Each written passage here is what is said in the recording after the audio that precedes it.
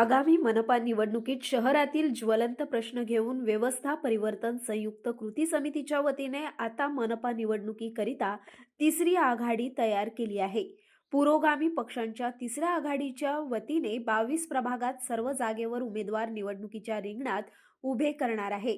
अमरावती शहरात वाढती गुन्हेगारी, मादक द्रव्यांचे व्यसन, वृद्ध नागरिकांचे प्रश्न, वाहतूक समस्या, रखडलेले प्रकल्प, बेरोजगारी, हॉकर्स झोनचा प्रश्न, नादुरुस्त रेल्वे पूल इत्यादी प्रश्न घेऊन तिसरी आघाडी आता मनपा निवडणुकीच्या रिंगणात उभी आहे।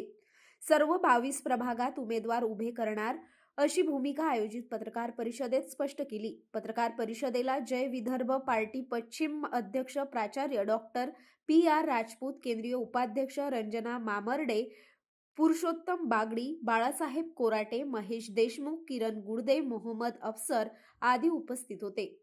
PR राजपूत, व्यवस्था परिवर्तन संयुक्त कृती समिती याचा अध्यक्ष।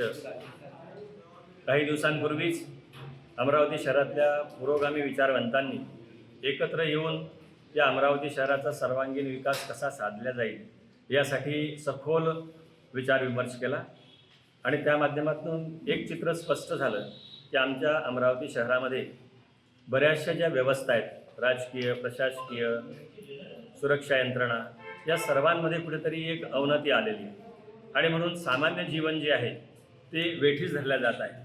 कुठेतरी पुलाचं बांधकाम रखडलेलं आहे, कुठेतरी रेल्वे स्टेशन दुसरीकडे स्थलांतरण करण्याचा घाट घातलेला आहे, कुठेतरी ज्या पुरातन वास्तू आहेत त्या विक्रीचा घाट घातलेला आहे। याच्यामागे नेमकं कोण आहे? सामान्य माणसाला याची कुठलीही कल्पना नाही। आज रहदारीचा प्रश्न असेल, वाहतुकीचा प्रश्न असेल, बेरोजगारीचा प्रश्न असेल, औद्योगिकरणाचा प्रश्न असेल, येथील एकंदरीत बेरोजगारीचा प्रश्न असेल।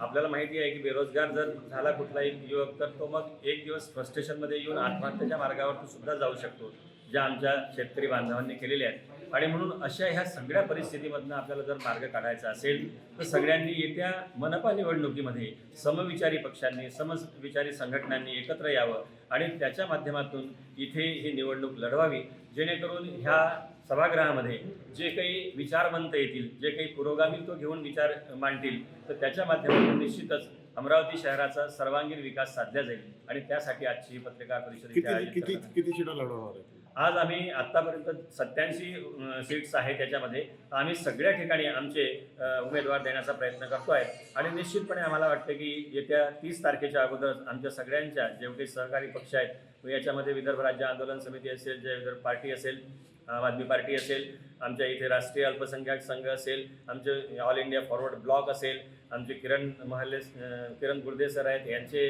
पक्ष असतील, तर आम्ही सगळ्यांनी मिळून प्रत्येक ठिकाणी एक सक्षम पर्याय देण्याचा प्रयत्न सुरू आहे आणि येत्या काही दिवसातच हे चित्र स्पष्ट होईल।